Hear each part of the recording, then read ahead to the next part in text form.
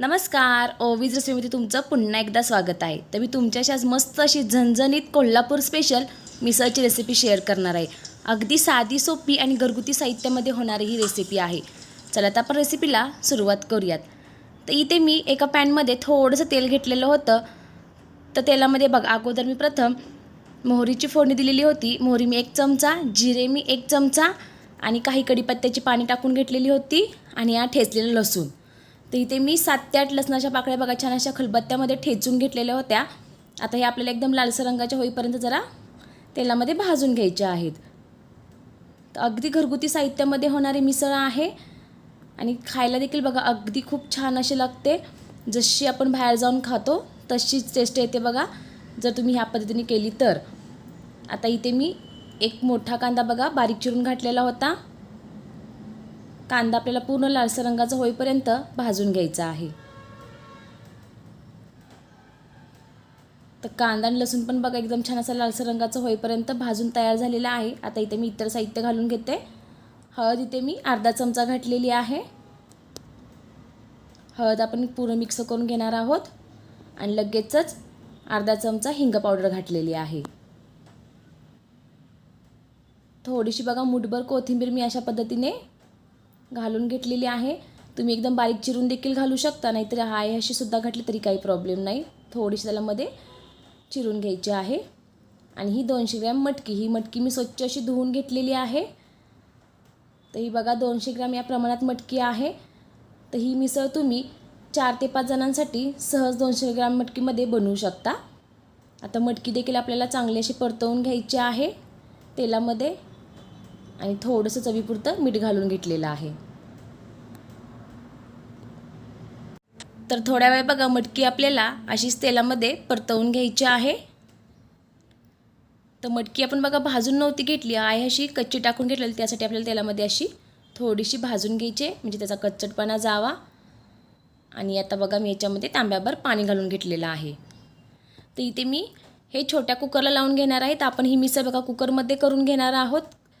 म्हणजे मटकी जी आहे ते आपण कुकरमध्ये शिजवून घेणार आहोत. तर माझा कुकर हा छोट्या साईजचा असल्यामुळे इथे मी 1च तांब्या पाणी घातलेलं होतं. तुम्ही जर तुमचा कुकर मोठा जर वापरणार असाल तर तुम्ही 1.5 तांब्या घातलं तरी काही प्रॉब्लेम नाही.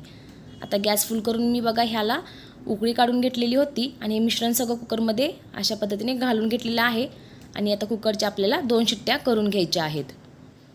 गॅसची फ्लेम आपल्याला मीडियम ठेवायची आहे. आणि हे बघा आता इथे मी बाकीचे सुके मसाले ह्याच्यामध्ये खडे मसाले देखील घेतलेले आहेत. तर इथे मी 1 चमचा जिरे घेतलेले आहे, खसखस 1 चमचा, धने बघा 1 चमचा घेतलेले आहेत आणि जे चक्री फूल असतं ते 2 घेतलेले आहेत. 4 मी इथे मिरे घेतलेले आहेत, 2 हिरव्या वेलच्या घेतलेल्या आहेत आणि दालचिनीचे बघा 2 तुकडे घेतलेले आहेत आणि 4 लवंगा. एवढाच मसाला आपल्याला घ्यायचा आहे. ह्याच्यामध्ये तुम्ही 1 चमचा पांढरे तीळ देखील घालू शकता. माझ्याकडे नव्हते त्याच्यामुळे हे स्किप केलेले आहेत. आता हा मसाला मी पूर्ण बघा असा छान भाजून घेणार आहे आणि साईडला थंड होण्यासाठी ठेवून देणार आहे. तोपर्यंत इथे मी दुसऱ्या कढईमध्ये थोडंसं तेल घालून घेतलेलं होतं. आता इतर आपल्याला ग्रेव्हीसाठी बघा इथे मसाला तयार करायचा आहे. त्यासाठी इथे मी कांद्याचा वापर केलेला आहे. तर इथे मी उभा चिरलेला एक मोठ्या साईजचा कांदा घेतलेला होता. तो आता मी इथे ह्या पॅनमध्ये भाजून घेणार आहे. तर गॅसची फ्लेम आपल्याला मीडियम ठेवूनच हा कांदा पटपट असा भाजून घ्यायचा आहे.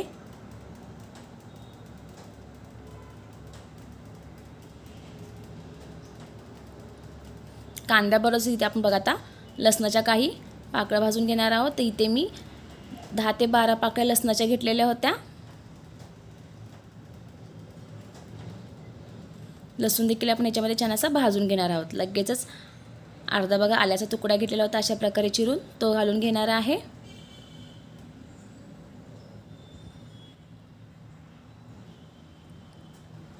कांदा आपला थोडासा बघा लालसर रंगाचा भाजून झाला की लगेच आपण याच्यामध्ये एक मोठ्या साईजचा टोमॅटो अशा प्रकारे चिरून टाकून देणार आहोत. तो देखील आपण छान असा मऊ बघा होईपर्यंत परतवून घ्यायचा आहे. टोमॅटो असा मऊसूत परतून झाला की याच्यामध्ये थोडीशी कोथिंबीर घालून घेणार आहोत. आणि सगळं आपल्याला एकत्र छान असं मिक्स करून घ्यायचं आहे, छान परतवून घ्यायचं आहे. ह्याने बघा कोथिंबीर तुम्ही जर शेवटी टाकली की ग्रेव्हीला अगदी छान असा सुगंध देखील येतो आणि टेस्ट देखील येतील बघा.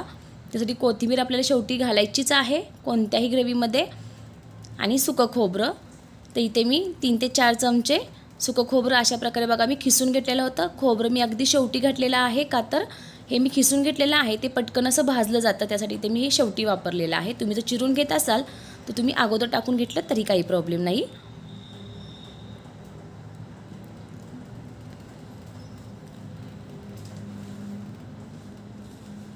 आता हे सगळं मिश्रण मी भाजून एका साईडला थंड होण्यासाठी ठेवून देणार आहे. आणि बघा अगोदर आपण हे जो गरम मसाला होता जे आपण भाजून घेतलेला होता तो आपण अगोदर बारीक करून घेणार आहोत.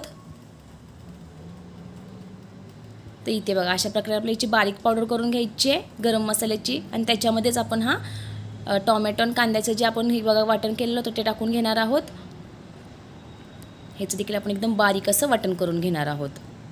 तर इथे आपली छान अशी पेस्ट तयार झालेली आहे. जर तुम्हाला पाण्याचा वापर करावा लागत असेल थोडंसं पाणी घालून तुम्हाला ही पेस्ट अगदी अशी मौसूद बनवून घ्यायची आहे थोडंसं पाणी वापरून. तर इथे कुकर देखील आपला छान असा थंड झालेला होता. तर तुम्ही बघू शकता आपली मटकी देखील शिजली का नाही बघूयात. तर इथे बघा मटकी छान अशी शिजून तयार आहे. जर तुम्ही समजा मटकी शिजली नाही तर त्याची अजून एका शिट्टी काढू शकता, पण छोट्या कुकरला बघा 2 शिट्ट्यांमध्ये छान अशी मटकी शिजली जाते. तर आता आपण मिसळला बघा छान असा तडका देणार आहोत. त्यासाठी ते एका कढईमध्ये मी तेल घालून घेतलेलं आहे. तर मिसळ करताना तेलाचा वापर थोडासा जास्तच करायचा आहे, कमी नाही करायचा. आणि जी वाटलेली पेस्ट होती बघा आपण खड्या मसाल्यांची कांदा टोमॅटोची ते आता आपण याच्यामध्ये घालून घेणार आहोत.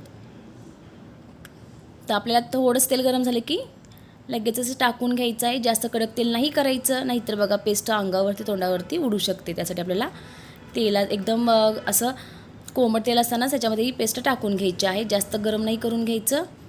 आता मी हे बघा चांगलं असं मिक्स करून दिलं आणि ह्याच्यावरती ताट ठेवून छान असं तेल सुटेपर्यंत ही ग्रेव्ही भाजून घेणार आहोत.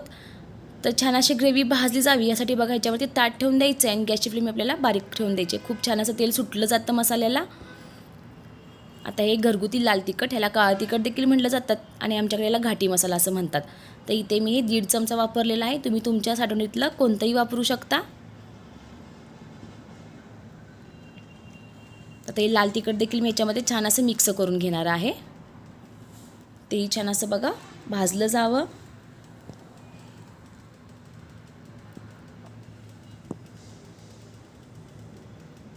तर लाल तिखट बघा आपल्या ह्याच्यामध्ये छान असं भाजून झालेलं होतं. तर ही जी आपण शिजवून घेतलेली मटकी होती ती आपण ह्याच्यामध्ये आता घालून घेणार आहोत. तर इथे बघा मी पूर्ण अशी मटकी याच्यामध्ये घालून घेतलेली होती आणि जी थोडीफार अशी कुकरमध्ये राहिलेली आहे ती आपल्याला पळीने अशी काढून याच्यामध्ये घालून घ्यायची आहे.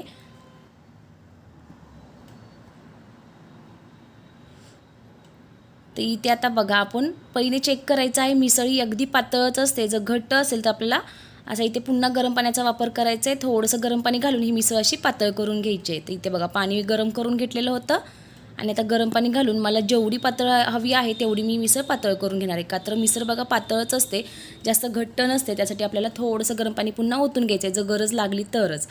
आणि पुन्हा झाकण ठेवून देणार आहे मी. तर बघा उकळी फुटायला छान अशी सुरुवात झाली होती. तर मी थोडंसं माझ्याकडून मीठ टाकायचं राहिलं होतं. अगोदर आपण थोडंसं टाकलेलं होतं मटकी शिजवताना आणि मी पुन्हा आणखीन थोडंसं असं टाकून घेतलेलं आहे आणि पुन्हा झाकण ठेवून देणार आहे. आणि छान अशी बघा ह्या मिसळला मस्त दणदणीत उकळी काढून घेणार आहे. तर तुम्ही बघू शकता छान अशी याला दणदणीत उकळी आलेली आहे. कट देखील अगदी मस्त असा ह्याला आलेला आहे. तुम्ही बघू शकता खूप छान असा कट आलेला आहे. जर तुम्हाला हवं असेल तर तुम्ही हा मिसळचा कट साईडला काढून देखील ठेवू शकता आणि जेव्हा तुम्ही ही खायला घेणार त्यावेळेस बघा ह्याच्यामध्ये वरूनसुद्धा घालू शकता, जेणेकरून कट हा जसाच तसा राहतो. पण त्याची काही गरज नाही आहे, तुम्ही अशी देखील मिसळ ठेवून देऊ शकता. छान अशी बघा आपल्या मिसळला मस्त अशी उकळी फुटलेली आहे. आपली तयार आहे बघा मस्त अशी मिसळ तयार झालेली, अगदी कडदार तर्रीदार झणझणीत कोल्हापुरी मिसळ आपली तयार झालेली आहे. तुम्ही नक्की या पद्धतीने ट्राय करून बघा, तुम्हाला देखील नक्कीच आवडेल. खूप साधी आणि सोपी पद्धत आहे बघा. मुलं देखील आवडीने खातील, पण त्याचबरोबर मोठे देखील अगदी बोटं चाकत खातील. आता इथे मी मिसळ एका बघा ताटामध्ये काढून घेतलेले होते. त्याच्यामध्ये मी हा बारीक चिरलेला कांदा घालून घेणार आहे. थोडीशी शेव, त्याला तुम्ही फरसाणा देखील म्हणू शकता, तो घालून घेणार आहे. खूप छान दिसायला देखील अगदी बघा मस्त दिसत आहे, तर्रीदार, बघताच तोंडाला पाणी सुटेल अशी. आणि थोडासा लिंबू पिळून घेणार आहे. तर तयार आहे आपली मस्त अशी झणझणीत कोल्हापुरी मिसळ. ते इथे बघू शकता थोडीशी कोथिंबीर घालणार आहे वरून आणखीन. दिसायला किती छान दिसत आहे. तर इथे बघू शकता तयार झालेली आहे माझी मिसळ. तर तुम्हाला रेसिपी कशी वाटली मला नक्की कमेंट करून सांगा.